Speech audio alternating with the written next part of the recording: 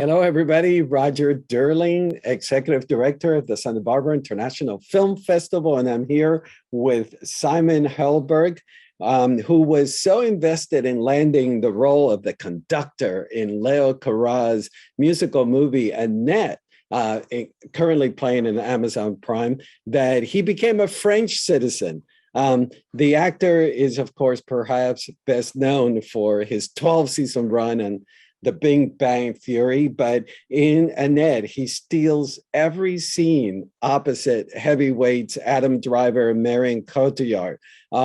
Let's take a look at Simon in Annette.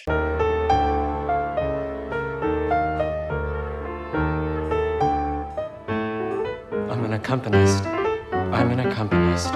I'm an accompanist for Anne, for Anne. Anne's the one with the genius, the grace. I'm the one with the technical expertise. The tease of being so near, so far. From the stars. But someday I'll join them, 'cause I'm a conductor. I'm a conductor. I'm a conductor at heart.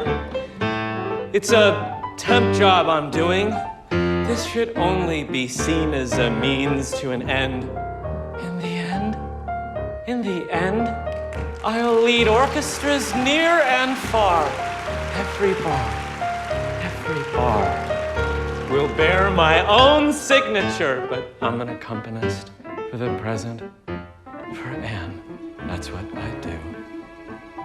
I'm an accompanist for the present, for Anne. Welcome, Simon. Cheeky question here. Are you always going to act opposite Academy Award-winning actresses and play their accompanist from now on? It's my niche. It's a small niche, but I have carved it out. And yeah, it's funny. It is like kind of like the underbelly of Florence Foster Jenkins. It's the dark.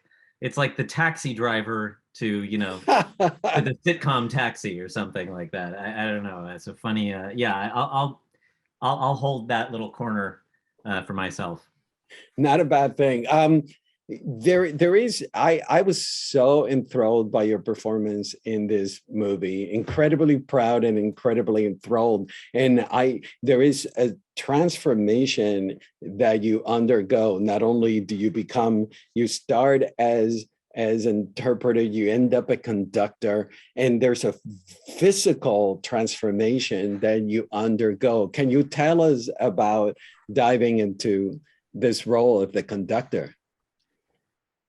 Yeah, there's, you know, he pops up kind of sporadically. You know, he's not in a good chunk of the movie, so you gotta tell the story in as concise a way as you can in the time you have.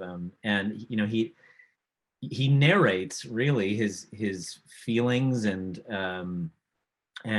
it's kind of unique to the story because he really is I think the most level-headed. He functions kind of like a narrator, so but a somewhat unreliable one. And you know, I pictured there's obviously the physicality of him and the hair, the Gustavo Dudamel it fully realized, you know, shock of curls that is a little more tame when he's the meek accompanist. But I saw, you know, I see it in these stages because there's a purity to him. He talks about wanting to be a conductor, but I think there's integrity, and I think that really what he wants is to be close to Marion, because there's this jilted love aspect to him, and I see him really as somebody in the pursuit of being loved, really,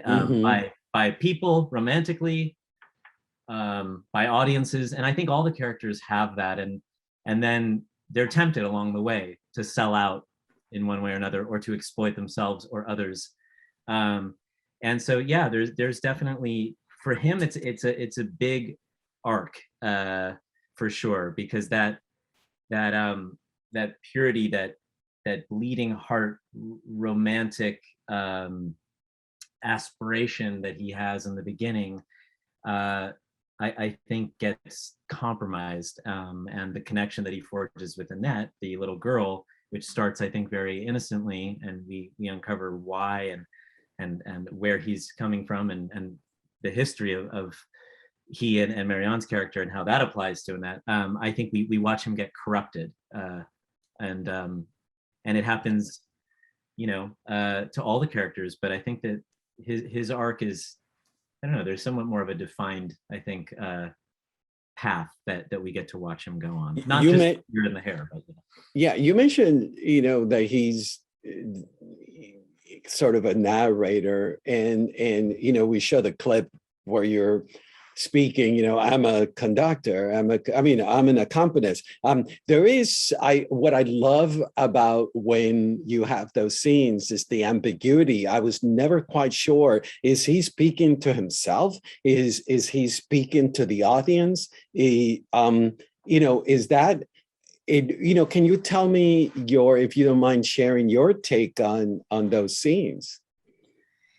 Yeah, well, there was a motif in the process where Leos would really ask all of us to do the impossible. I feel I noticed it, and I can't speak for everyone else, but it was like you were never just playing the piano. You were playing the piano with no hands, or you were playing the piano while operating a puppet, or singing but underwater. And it was always something. And in some ways, I felt like he was also kind of asking me to speak without speaking, because there's a scene where I'm conducting later, and it is kind of like very similar to that scene with the piano, but you're not quite sure, like you said, if he's speaking to the audience or himself. And in some ways, I actually really think what we're seeing is his inner monologue. And so it's hard to it's hard to perform a scene that in some ways isn't really meant to be performed externally,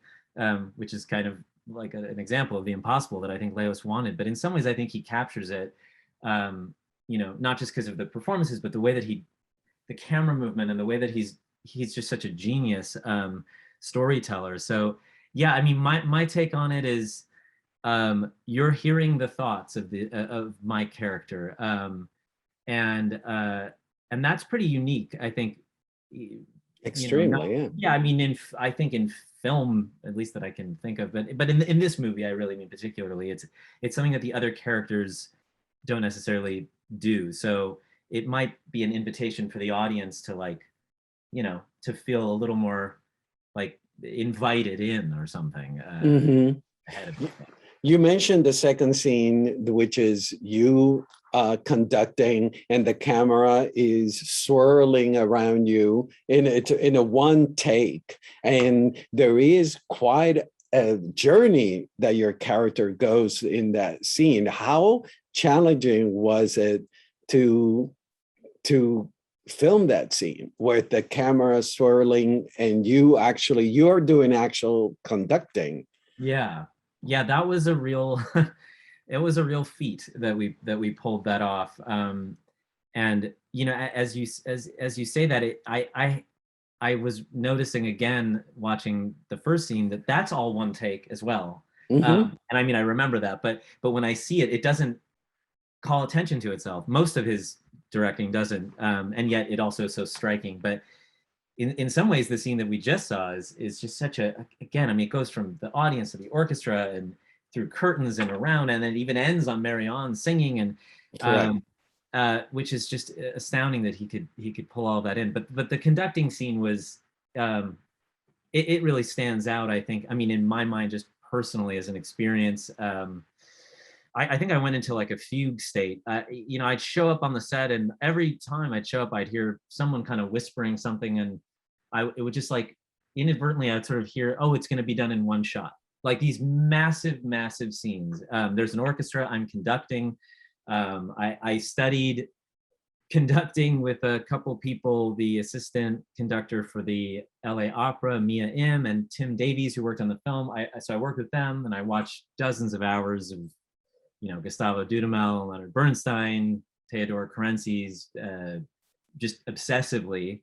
and enough that I learned to conduct 2 pieces in the film for real. So I was ready. Wow. He called on me, and then he did call on me. But there wasn't a lot of discussion before. It was just, Leos being like, do you know how to conduct? And I just always said yes. And when I showed up, there they were sitting, and 50 plus people waiting for me to lead them. And the camera was on a track, and we shot about 24 takes, and it was,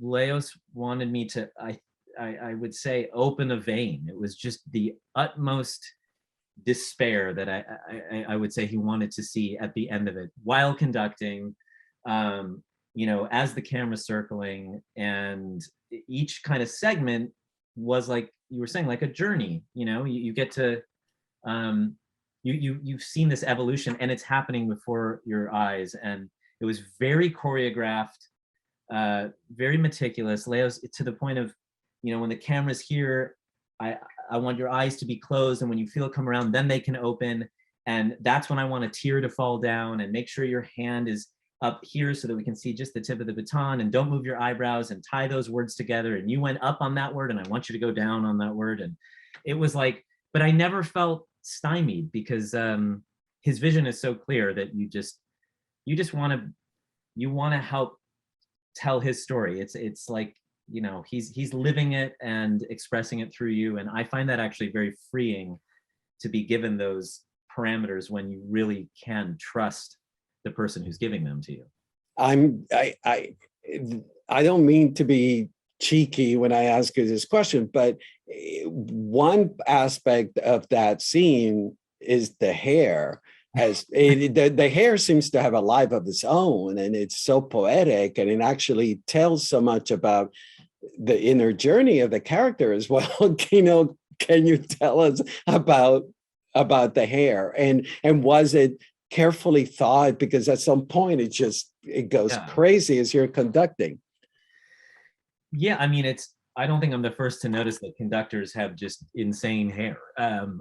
So whether it's Gustavo or, Bernstein had that little like lock that would always fall forward. And my dad, when I was young, watched this German von Karajan, Herbert. I was just gonna say Herbert von Karajan. Yeah. And he also had this. And he worked at it. He wanted to be Leonard Bernstein, so he was very obsessed.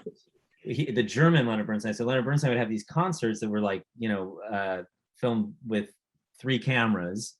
But Herbert von Karajan went and decided to film his own concerts, but like a film. And so he was doing single camera, and he would literally shoot close-ups of himself after the orchestra went home, just trying to get the look of it right, and the hair. And he was, very competitive with Bernstein. And I'm fascinated by conductors, because there's so much power, and I think there's a lot of ego there, and I don't even mean that in a pejorative way, but they're these like divine interpreters, of these geniuses from a past life, but they didn't write the music, and their job is incredibly significant, but it's also it's not defined specifically. So I find it's very fragile, and I don't know. To me, I connected to that. That there's a sensitivity, I think, and a hair thin kind of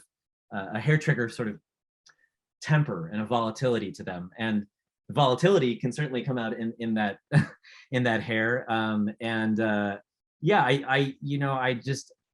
I aesthetically thought it was the right choice. And of course, the way that monologue is written, it's like each section, the conductor is working up to some point, and then he has to keep excusing himself. And it's like either the emotion gets too big, he's not able to put it into words. You can interpret it however you want, but I thought, well, geez, if where he is most comfortable expressing himself is through this 50-headed monster that is the orchestra, and I feel like that's it. There was a freedom there. I actually worried, because Leos was so exacting, and I didn't want to I didn't want to go too big, and he really wanted me to let loose in those sections, and he wanted it to build so that the stillness on the close-ups as it's going and I'm speaking, he was not flexible. He took me to the monitor. He showed me one time. He said he didn't like that my head did this at some point, and he didn't want me to move at all. He didn't want my eye, nothing. It was very particular. And then in those sections, he wanted, mayhem. So there's no better way to really like let loose than to headbang. And, a head full of curls and they never got straight. It would have been amazing if by the end my hair was down to here, but yeah. So and to complicate things, you're actually singing. The movie, for those who haven't seen it or listened to this, is a rock opera written by the Sparks brothers. And tell us about singing. And you guys were singing live. There was no pre-recorded track. You were actually singing live. Did you find that challenging as well? Yeah, I found everything to be a challenge, but a very appealing one. I was scared. I was scared, and I was nervous, and I always am. But there was no choice but to embrace that, which I guess that might always be the case. But in this one, more than ever, because it was, the singing, the orchestra was live, the singing was live, the puppet was practical. And singing a scene in a film is actually something I've never done. And then working with Adam, who I admire, and I guess can be intimidating. To say it, he's just a brilliant actor, and he's a big guy, and I've admired him, and that's how that goes. So I knew showing up, I had to be ready, but then you just can't be prepared for what Leos throws at you. Again, that scene with Adam it's going to be a oneer. It's the middle of the night. We're in Antwerp, Belgium. There's a stunt guy. I didn't even know we really were going to do a stunt. We didn't choreograph any of this, and they want me to fall into a table and then end up in the pool all in one. And then Leos is like, oh, well, there's the earwig. Can you flick out the earwig where you're hearing the music before you end up in the pool, because we only have one? And I said, he's like, we looked for an underwater earwig so that you can sing when you're underwater, which again, impossible. But he's like, but they don't exist. And I said, yeah, because you can't sing underwater. That's why they don't exist. And he said, well, we only have one, so he wanted me to flick it out, while we were shooting the scene. So it was like in the middle of everything and singing, and Adam, wrestling with me. They wanted me to kind of discreetly knock this thing out, and before I go in the water, and then when he's pushing me under, they wanted me to do my best to find the key and sing as I'm going under and as I'm coming up. I mean, it was always like, but there was this weird madness to it. I know, and an awareness that Leos had. It wasn't cruel, but it was kind of wicked. So it's sort of like, I'm pretty obsessive with preparing and working in anything I do, but this one I knew it was like you had to put in an extra 10 reps, because I knew when I got there it was going to be, you can't. I worked with a coach to learn these songs. I'm not a professional singer, but by the time you get there, you can't be thinking about your soft palate and your breathing, because you're underwater and Adam Driver is holding your head there. So, that's. And you're actually, for those, again, who haven't seen the movie, Simon and Adam have a wrestling scene by a pool, and all while singing, and it continues being as they go inside the pool. That scene is probably one of the most memorable scenes in the movie. The sheer size difference between the two of you, and I would have been scared out of my wits to actually have to wrestle with Adam. Yeah, it was. That fear is a handy little tool when when you're in a scene. I think any feeling that is real and authentic is kind of a gift. I was talking to my mother-in-law, because I showed my kids some scenes from the movie, and they're little, but they love the music, and and I think it was a mistake to show them like some of it, because it really did kind of freak out my son, especially. What was it? The puppet by any chance? No, they were okay with the puppet. It was the all the drowning, and actually some of the puppet stuff was, I think, kind of confused my son a little bit too. But the thing that, and we had explained, they knew, and they understand and about how these things are done, and they knew the music, but it was scary. And I actually was trying to figure out, aside from the obvious, which is, watching your dad get killed, but I was trying to figure out the scary part to me about that scene, which I think is so amazing, is that Adam is like, he is just like a giant cat or snake, and I'm just a little mouse. And you watch like a cat play with a mouse, and the mouse is done. There's nowhere for the mouse to go, but the cat decides when and how they're gonna do the deed. And it's really scary because in a movie, you see it happening again. It's all in one, and you just know that there's, to see the way Adam, when he pushes me the way that I fly across the deck, it's real. Or when he picks me up, and you can sense that this is real, and you can sense that danger is just, it's a palpable thing. It's not getting punched in the face.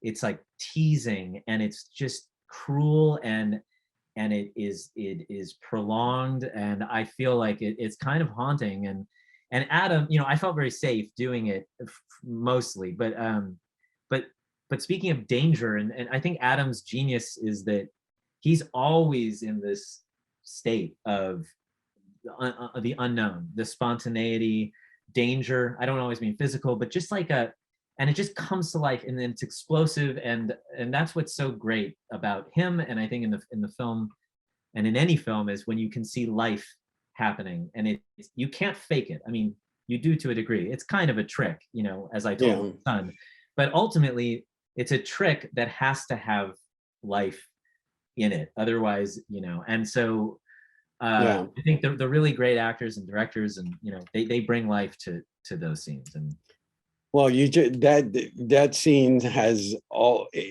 everything that you described. We actually feel it when we watch that scene. There is dangerous. I didn't know whether to laugh. It is comical.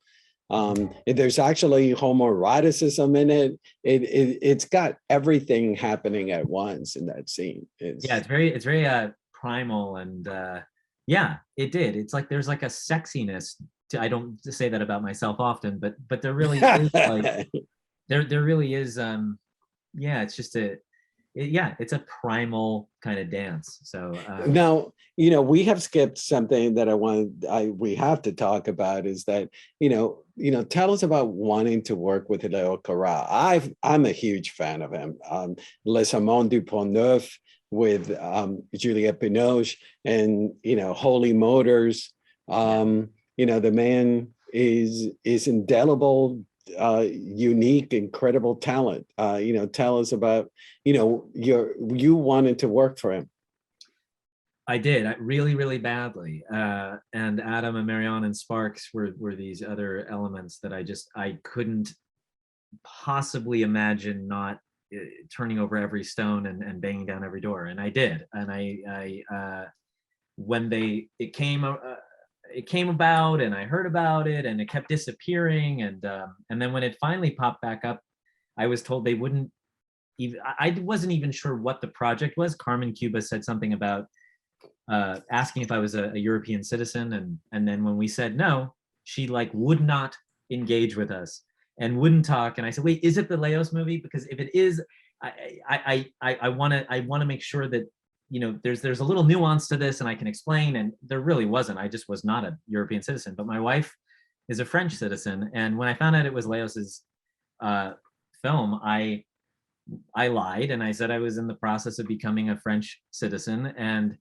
they let me audition. And I sent in a tape of that song. I'm an accompanist, but they described Leos as this, hermit, this mercurial, enigmatic creature who might be in France, but we don't know. He might be in a cave. He might live in a bunker. I don't know. So, but he responded to my tape like 24 hours later, and then I thought, oh shit, I have to become a French citizen. And so I started this insane process of hiring lawyers and going to the consulate, and I went to a fundraiser, and the French consul was there, and I danced up to him and tried to kind of seduce him with, you know, the idea of being in Leos's new film and needing citizenship. And I ended up one way or another getting a passport just in time for them to tell me we actually didn't need a European citizen. Actually, Marion satisfied that quota because she was not attached when I started out. And, you know, it's all for the tax credit that they get because they get funding and subsidies. So in the end of the day, I did not need to be French, but I now can speed through customs at any airport. And it was worth it.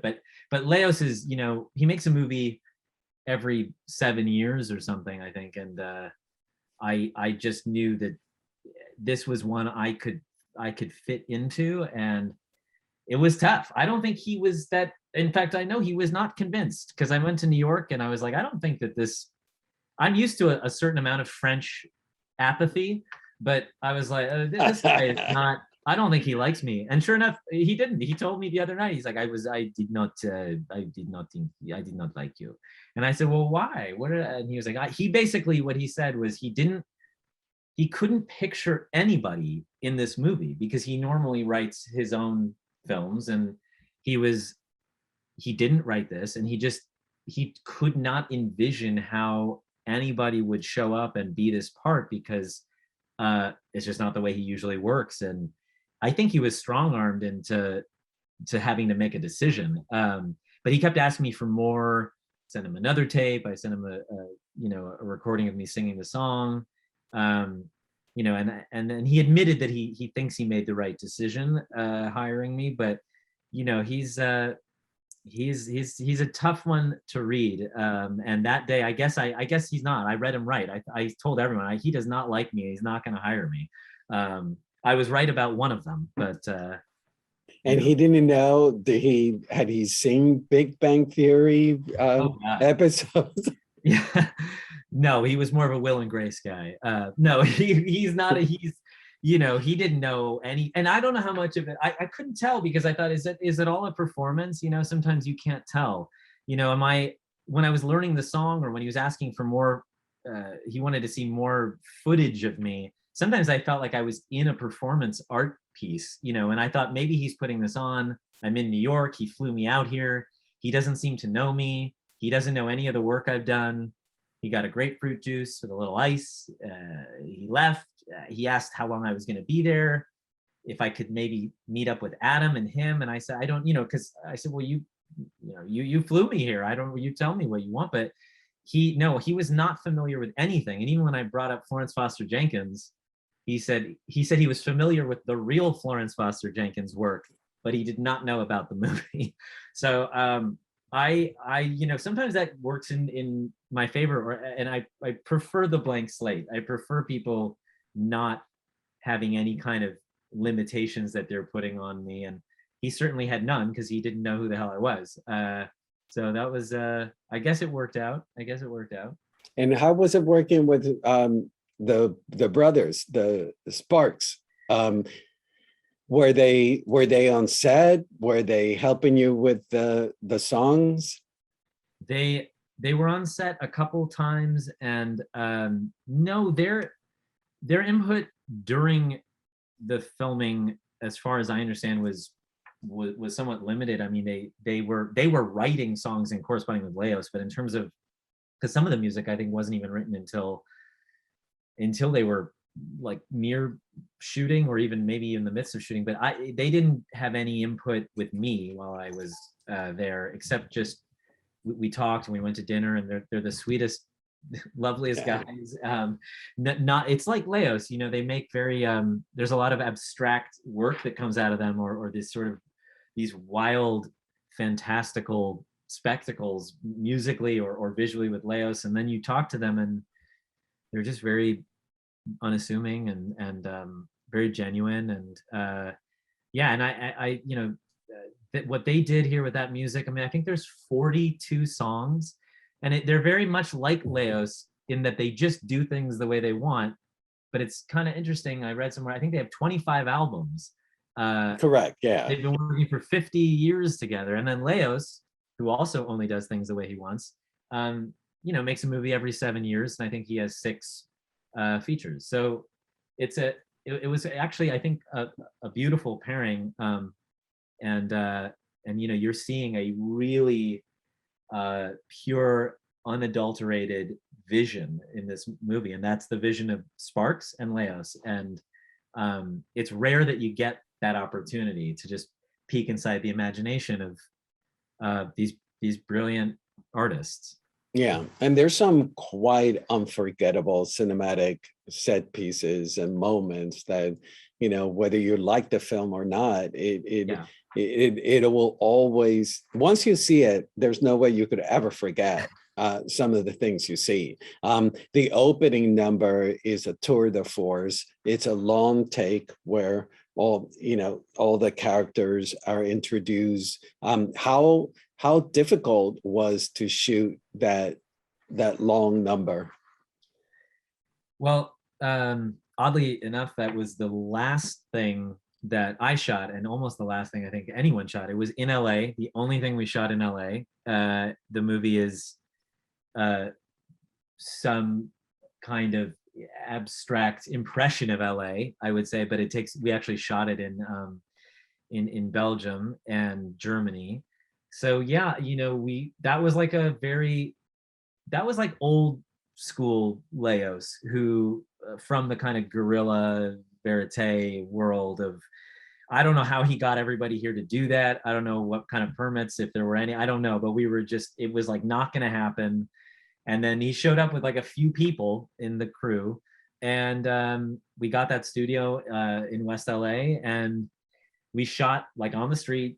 I don't see many, the traffic was open, and it was all this, that big sweeping shot from the studio down out the door, cameraman, steady cam walking backwards down the street all the way into an alley, and all the way through Adam getting on a motorcycle, all singing live, kids, chorus girls, the whole thing. And there's one moment that I got to ask you about that is so delicious, is that you with the drumsticks on the floor. how much rehearsal did you have with those drumsticks? And the rehearsal was, you know, before we shot that scene, Leo says, he hands me the drumsticks and says, can you do a drum roll on the street? And I said, okay, sure. So, you know, I think that, I think he trusts, and I think he asks for just the most demanding things that he can. Not that that's that insane, but, you know, it's just a drum roll. But at the same time, like, you know, I happen to play a tiny bit of drums, and I guess if I didn't, I don't know if I would have been able to do that. But he was like, let me see it, and we did it. And you know, I think that when you take those big swings like he does in his movies and in every scene and with every actor, even if you come up a little short, you're still getting something kind of spectacular. So, and everyone's always then aiming really high too, and everyone's always very vulnerable. And when you're asked to do a lot too, you just kind of, you leave your head and you kind of lean your weight on the scene and the people around you. So yeah, I love that opening shot, and it reminds me of Holy Motors, that sort of interlude with everyone playing. Oh, correct. And I was so, you know, there's like I feel like I was inducted into that club just getting to do that scene, because it's, you know, it's not, it's not perfect too, you know. The French don't want perfect, or Leos didn't, you know. Anytime I'd say, oh, I'm going to make a mistake, or I made a mistake, you know, they don't want polish. And again, it's that kind of that life, you know. I think that they're searching for just that little spark. So yeah, that was I think it's a great number. It's like we're there, sort of that like Brechtian, you know, device, or that kind of Greek chorus, like, hey, we're just actors, we're making a movie, we're gonna mess up, we're scared, go on this journey. The movie's never pretending to be real, you know, including it with the puppet too. So it's saying, you know, are you up for a story? Can you invest in these characters? Can you invest in this puppet? Like, can you come along for this ride? Which is amazing. And how was it handling that puppet? Because you have a couple of scenes where you're actually handling yourself, little Yeah. Annette. What was that like for you? It was, I think it lent itself beautifully to the story, which was that there was a tenderness, you know, to that, a kind of fragility. And I felt those things doing something as foreign as operating a puppet. And not only that, it was handed off to me by these two brilliant puppeteers, Ramuel and Estelle, who, you know, that was basically their child. They created that puppet. They worked their whole life devoted to puppeteering, and then at the last second, sometimes they would hand off this puppet to someone like me who has no experience in puppeteering, and then I got to give life to her on the screen, and there's a nice little parallel there, I think, in what was happening story-wise. And they tried to explain it all in French, which was just maddening and just added to the wildness of the whole thing. But yeah, you know, I think there's something beautiful. It's a puppet. It makes no pretense. It says this is a story.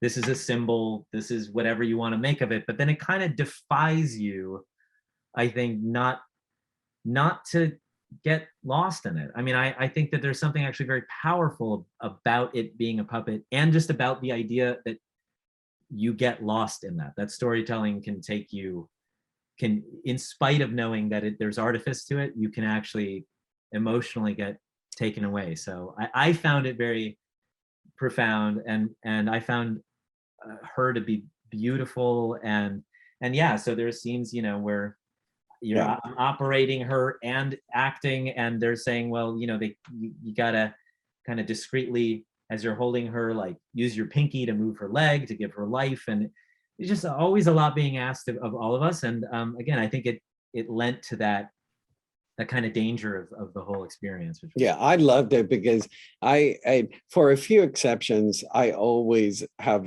I find young actors on screen self-conscious. I mean, it just seems odd. And except for Devin at the end, how yeah, great was she? Yeah, she's unbelievable. I mean, just a tour de force in one scene. But you know, to have a 2-year-old singing opera, yeah, I think that there was a practicality, and I think out of that, being backed into a corner, out of the impossible again, comes something kind of brilliant and beautiful, which is Leo's just, the puppet, the idea came from not being able to really practically cast a baby, you know, which is like the right choice. And then out of that came, I think, something even deeper, which I think is, you know, a good testament, you know, and a reflection of really of him and the whole process. So. Well, Simon, I've always admired your film choices. You've worked with a director like Stephen Frears. You've worked with the Coen brothers, and now with Leos Cara. Is in choosing projects, are you like determined to challenge yourself with these auteurs? I like their movies the most. You know, I think there's that element. If I could choose, I would choose those people. And I didn't ultimately choose it with a, you know, out of a hat, or I didn't ultimately just get to kind of point to them and go, I'll be in your movie. I had to work hard, but I worked with a particular aim, which was to be in these films with people who I admire. So that's kind of, you know, I'd say that's the first part of it, which is, you know, the Coens and Frears and working with Meryl and working with Leos and Adam. I mean, these are all people who I do anything, as I've already testified to, you know, that to work with them. So yeah, there's that, and then there is also just the challenge. One, not to repeat myself, and two, to I guess stretch and try to play as many people as I can, and to to surprise myself too, I guess. I don't know. I'm not really thinking about what other people may think of the choices I make, but if I'm able to keep making choices like this, however hard I have to work to get them to become a part of these movies, I will continue to do that, because you want to work with the most compelling, exciting people. That's how I feel. And so what's next in the horizon? What are you working on right now? I did a couple of smaller films that were ensemble pieces. One I just finished that Kira Sedgwick directed. Oh, wow. And Kevin, her husband, is in it, and it's a great group of people. And I did one that Maya Bialik, who was on The Big Bang Theory, wrote and directed. And I play, it's somewhat autobiographical, and I play a version of her brother, and Dustin Hoffman and Candice Bergen play her parents, my parents. And that's a bit of a dysfunctional romp, I guess you could say. And yeah, so, and getting to work again, just people I admire. Dustin, who has always been a hero of mine, and you get to learn a lot when you work with iconic people. So selfishly, I just want to get those opportunities. Looking to just, I played the same guy for 12 years, and that was incredible, but it's something that, now I've got a lot of catching up to do. I got to play a lot of different people quickly. Well, for everybody who's watching, if you haven't seen it, you should see Annette. It's on Amazon Prime. And Simon, I can't wait to see what's next. I'm a big fan. So, and thanks for taking the time to chat with us. I really enjoyed talking to you. I love talking to you, Roger, and thank you so much for having me. Absolutely. We'll talk soon. Thank you. Thank you. Thank you. Bye.